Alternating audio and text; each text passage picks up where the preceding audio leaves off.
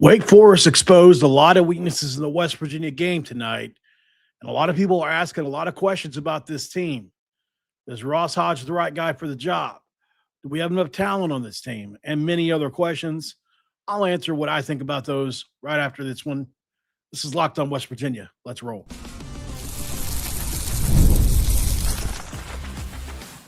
You are Locked on West Virginia, your daily podcast on the West Virginia Mountaineers, part of the Locked On Podcast Network, your team every day. And what is up, guys? Welcome back in. My name is Mountaineer Paul. I am your host. Welcome back into Locked on West Virginia, where we're talking Mountaineer hoops tonight, as the West Virginia Mountaineers just finished up a game in Charleston where they lost to Wake Forest in a game that they were kind of in, kind of not. It really felt like it was controlled by Wake Forest the entire way. West Virginia had just an awful shooting night. I don't know how best to explain it. It was just absolutely putrid at times. 6 for 27 from three is absolutely unforgivable, man. But here we are. You shot 75% from the line, which was surprising, but you win the rebounding game. So what I find funny about this is, and I don't mean that really, but kind of like a ha-ha, like sarcastically, the thing we're all worried about coming into the year was rebounding, and it's not really been the issue. What we weren't worried about was shooting, and it's been the issue. Just goes to show what we all know, doesn't it? This was a game where Wake Forest, the lengthy, long, athletic team, really doubled West Virginia's tiny guards and got in passing lanes.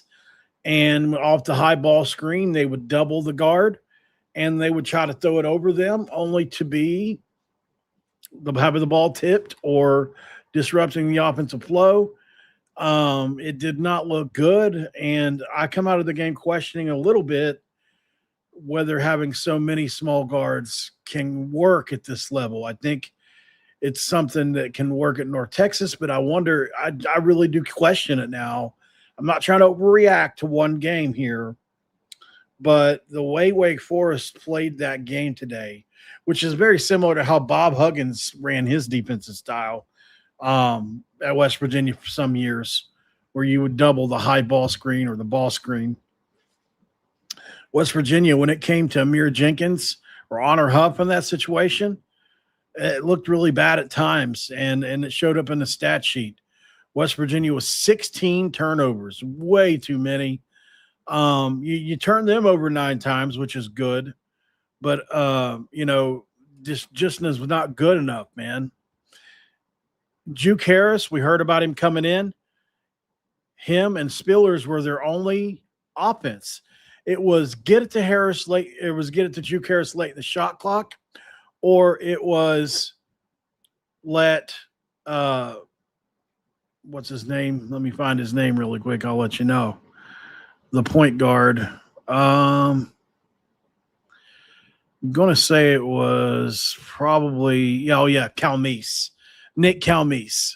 So it was either let Juke Harris shoot it late in the shot clock, which he made it half the time, or let Nick Calmise penetrate into the lane and throw lobs to Trayvon Spillers. Omaha Billu made a couple shots. Colvin made a couple threes early in the game. Outside of that, man, nothing. They did nothing else. So just a really frustrating game to watch for me as a fan, obviously. And I don't understand it, man. I don't understand it. Honor Hupp at 24 points, but, I mean, it was on just a ton of shots taken. So, I'll take it, but we need guys to help him, right? And that didn't happen a whole lot tonight. And I understand it. Guys are going to have off nights and things, but, man, this was not what I consider to be an off night. It was a product of Wake Forest imposing their will on this team. So Honor Huff, 33 minutes in this game, that's too many, at least in my opinion. Or 39 minutes, I'm sorry. 24 points on 7 of 20 5 for 17 from three. Insane, you know. Brennan Lorient had 6 turnovers in this game. Good God. Just awful. What an awful game from him. But I mean, he's been really good this year overall. I can't really be too mad. You know, when you get past you know, it's a shame because Morris Agusic has really been kind of about the least contributor. I thought he would hit more, and I thought he would do more. He hasn't been a big contributor for us really at all this year. Amir Jenkins is still too young to do everything we need him to do. He still needs to improve a lot of his offensive game. But I think we just need to have a conversation about Trey Eaglestaff. We thought we had just gotten him. We thought we had just gotten him together. I really thought he had been playing better. He'd had 2 games where finally he scored, you know, I think he had 20 points in one game. In this game, he takes 0 field goals, one of which is a wide open layup. There's nobody in between him and the basket. And at the last second, he just tries to pass it. I was just that, you know, I've said it before. I'll say it again. I don't know what's happening there. It seems like it's just he's come up to this level and had his world rocked by something, and he is just not quite recovered. I thought he had recovered, but man, there were times where he just wouldn't even take a shot, couldn't even take a shot. Like, I'm just going to be honest. If I'm Ross Hodge, I'm going to go out there and I'm going to tell him you're taking it no matter what a couple times when you're out there. We can't win games without him contributing nothing, especially as a starter. I really think we should consider bringing him off the bench. I really do. I just think it's time for a change. You know, and then you probably put, you know, you either put Jackson Fields or,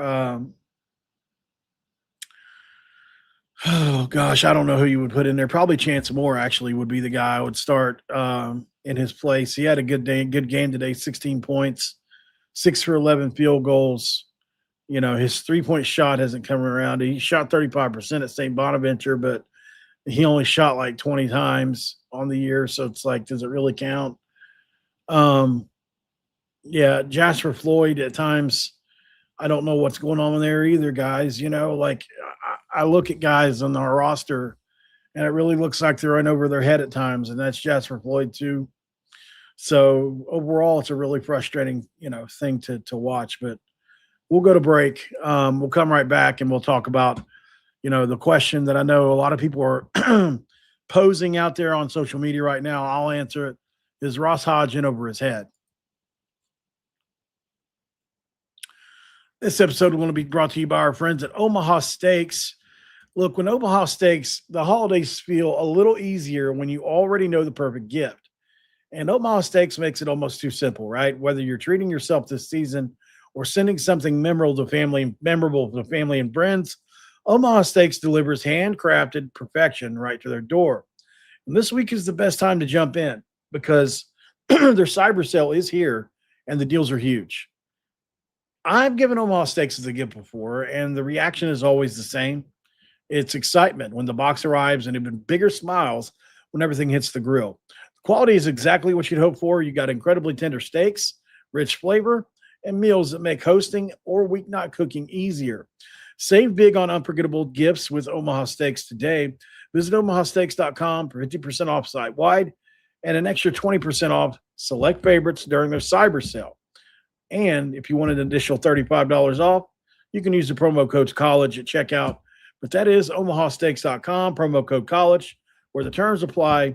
See the site for details. All right. A lot of people are asking a question, you know, or I've seen a few people, at least 3 or 4 people asking and or making some kind of claim. It's segment 2. I've got a gator do, by the way. He's Rosh Hodge in over his head. And, I think the one might have been, maybe it was Voice of Morgantown, or I've seen somebody put it.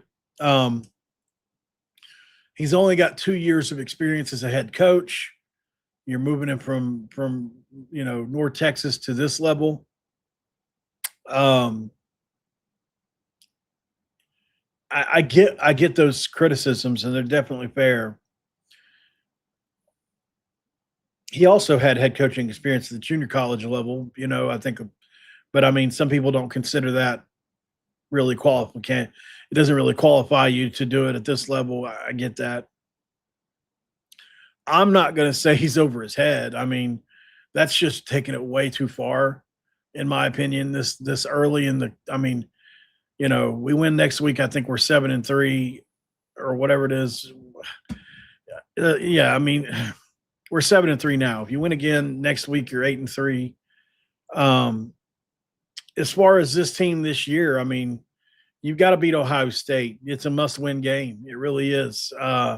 Either that, or you're going to have to win a bunch of games in the conference. And I don't have a lot of faith in that now at this point. I think I've readjusted my expectations for this team down to probably 15 or 16 games until I see otherwise. I was certainly not expecting Trey Eagles' staff to be a bust. I think that's fair to say at this point. 10 games into the year, so far you've been a bust. He does play good defense. He does. But that's not what we thought we were getting. And I know, you can spin it how you want to. That's not what Ross Hodge thought he was getting either. He was guarding their best player tonight.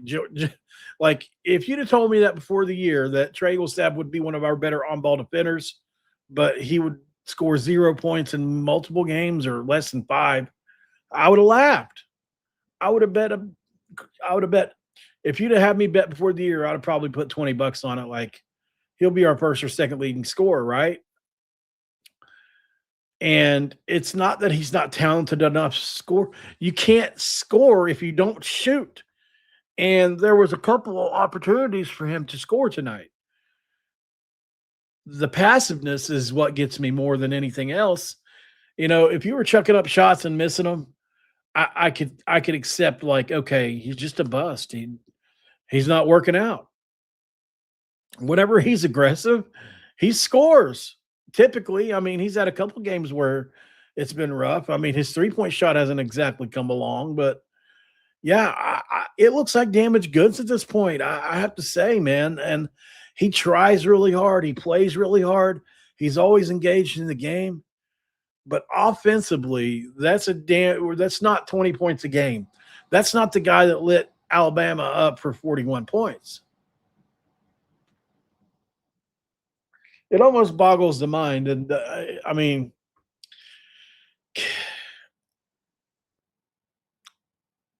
I don't know. I really don't have a whole lot to say else on it, except for the fact that, without him scoring 8 to 10 points a game at least, it's going to be really hard for this team with him in the starting lineup to be successful offensively. Chance Moore may be the better guy to start in the lineup, and bring a guy like Eaglestaff off the bench and just kind of alternate him and Honor. I know you like having him on the floor at the same time because it opens up the lane, but if he's not even going to shoot the ball, I don't know. I mean, I get it. It's the potential that he might shoot the ball, but to have 0 shot attempts and 0 points in this game, I mean, it's almost unforgivable, man. 0 points, 0 field goals, 0 3-point attempts, 0 free throws, 4 rebounds, 1 assist, 2 turnovers, a block, and that's it. I'm not putting it all on him. I mean, by all means, Brendan Lorian had the worst game, but and some of those shots, Juke Harris made, you can't do anything about it. I mean, they said it during the program. He went to the gym twice a day and lifted in between every single day during the summer. That's you're going to get those kind of results if that's what you do. So congratulations to Drew Karras. I mean, I don't root against any kid, and I mean, I don't want him to beat West Virginia, obviously, but I liked hearing that. I think it's cool that he was a average player last year, grew into his frame a little bit, got bigger in the weight room, and he really did look like it today. It's what it takes. So congratulations to that kid. He's going to make a lot of money for himself because he put the work in. But, I just think there's a couple guys on this team. If I had to be honest and call them out, which I will, I'm not afraid to. Jasper Floyd, who played 33 minutes today, played really well on defense at times. He did. But he's also a liability on offense at times. That's just the truth. That's why they had to bring Amir Jenkins in like 5 minutes into the game. Amir is just too inexperienced and not strong enough to do some of the things that Jasper does. Otherwise, there'd be no reason to even start Jasper over him at this point. Jasper does play really good defense, and I get it. That's what this team's identity is. But as an offensive, he's a liability, man. He had that 25-point game to start the year, and that's been really it on offense for him. I thought he would have a little bit better of a year than that. But athletically, he's just not there, right? I feel like I hate doing this. Like, this is not fun for me at all.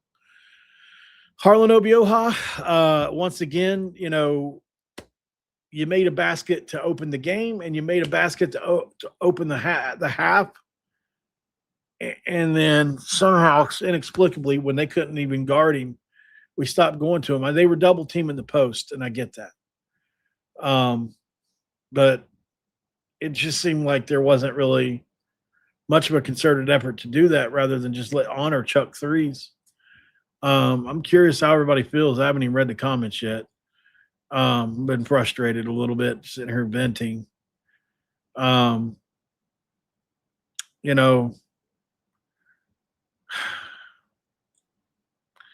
Yeah, I mean, I think everybody pretty much agrees, or at least semi agrees. John, I hope you don't get whacked. We don't get whacked either in front of them, brother. Huff and Chance Moore are the only ones scoring, which is why, I think we need them both on offense. It would be different if we had other scorers, but on offense, we need to be able to keep up with teams in the first half. And not need to make a deep run, a run like we did to even get close. And we should have lost this game by 20-something points had we not went on a hot streak there at the end of the first half. They were up 10 really late into the second half. We made a run. We couldn't do it again to end the game. But over the course of 40 minutes, they were a better team than us. It showed. There really wasn't a whole lot to it other than that. I mean, it seems like we just don't have enough physical bodies either at times. Like the guys that we have that have big frames, DJ Thomas not getting enough minutes, in my opinion, by the way. I would like to see his minutes go back up. I really would. He didn't get enough minutes today. He had 8 minutes, 4 points today, 4 rebounds in those 8 minutes. He needs more time. Jackson Fields is great, and he's a high riser. He's got a bunch of athleticism. But, man, he gets knocked off the block easily, And I've had Jackson on this show. I like Jackson. But, I mean, we're being honest here. So, just a bunch of complaining, really. It's all I got done. I don't think Ross Hodge is over his head. I think it's way too you couldn't get me to say that this year if we only won 2 or 3 more games. I mean, at some point you have to realize that it's the horses in the stable. And I think that we just don't have the horses in the stable right now, just like we didn't in football this year. Does anybody think that Rich Rod's not a good coach? I think we know that he is. So, same thing here. I think Ross Hodge, you give him another year to get guys in. Hopefully nobody big leaves. You keep a DJ Thomas, you keep an Amir Jenkins. I don't know exactly what everybody's eligibility is looking like. But you're obviously going to lose Eagle Staff, and I think Lorient. You're going to lose Omaha. You're going to lose Jasper. You're going to lose Huff. Can you keep DJ Thomas? I think Jackson Fields can be back. Amir Jenkins. And I don't know about Chance Moore, but if you can keep DJ Thomas and Amir Jenkins, you feel pretty good about whatever next year's team's looking like with Miles Sadler coming in. And you just rebuild it. You just rebuild it.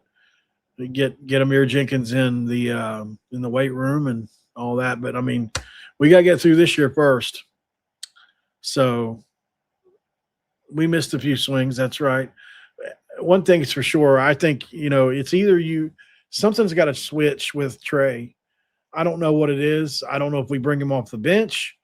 I don't know if you just force him to shoot the ball, run plays, and say, look, I really don't care whether you make or miss it. I really don't. I don't care if you airball it. Just shoot it. Nobody cares here. None of us care. Nobody in the stands cares. We just want to get you going. We need you, or we can't win games where the talent's really close or we're at a disadvantage. So we'll go to break on that note. Come back. We'll have some final thoughts. This episode of Locked On West Virginia going to be brought to you by our friends at Game Time. And with Game Time, you guys know it, and I know it too. The World Cup is back, coming to North America for the first time since '94. And with 48 teams for the first time ever, it's going to be massive. But let's be honest, getting tickets is usually the hardest part, right? That's why the Game Time app is clutch, finally giving fans a real advantage when it comes to snagging seats. With Game Time, you can track price drops in real time, get alerts when great seats open, and buy tickets the moment they hit the app.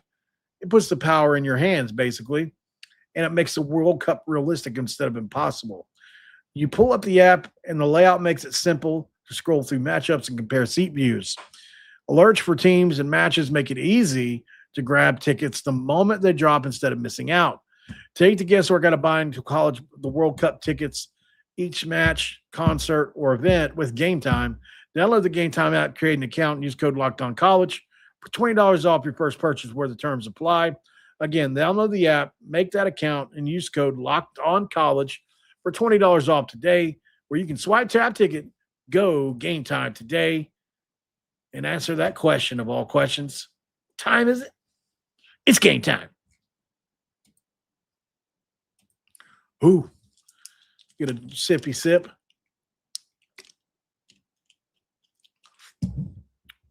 Yeah, I'm not ready to give up on this team yet either. But I mean, it's going to be really tough for this team. It is. I wish, I don't know. Maybe they just need time to gel. That's all you can really hope for at this point, right? Because we've seen all we have to offer. There's no new players that we haven't got back yet. Like for the first few games, I was enjoying that. Like, well, we don't have Chance Moore back yet. And well, we don't have Jackson Fields back yet or whatever. There's none of that left to say. So it's kind of put up or shut up time. And look, these guys have only been together a couple games. Let's keep playing a couple more and see what they can figure out. I don't know. I hopefully we figure a lineup out that works, especially offensively. Going into Omaha really helps a lot, but it seems like teams are privy to that now. And I don't envy Ross Hodge. He's got some coaching to do. But this team, it's going to be a grinded out team today. That kid, the Wake Forest point guard today, Calamise, absolutely exposed us, man. He was able to go probe. He was able to do whatever he wanted. He was throwing no looks. I mean, he looked really good against us. He's really good. So there is that too. But overall, guys, disappointing loss, right? I mean, at the end of the day, that's what it's all about. It's disappointment. We wish we had more